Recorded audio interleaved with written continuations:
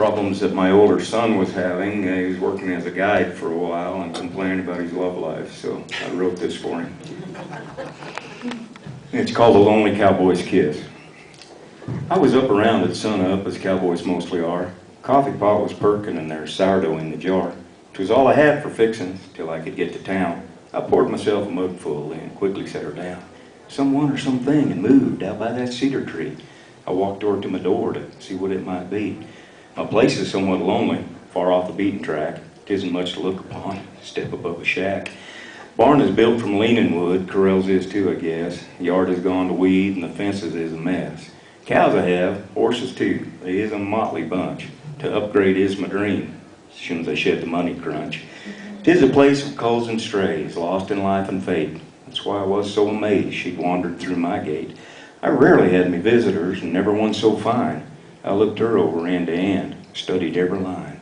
Her long legs were gently curved, her head and neck so proud. Hers was the rarest beauty, she'd stand out in a crowd.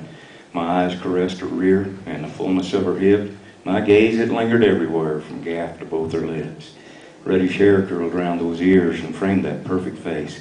She was the finest this cowboy'd seen on anybody's place. I vowed right then I'd win her. I had to make her mine.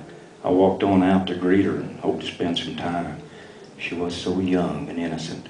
I saw that clearly in her eyes, and in my heart she was branded, mine to show the guys.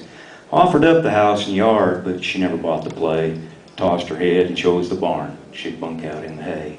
And so the days quickly passed. I filled her every need. It wasn't nothing especially tough, just the cowboy's creed.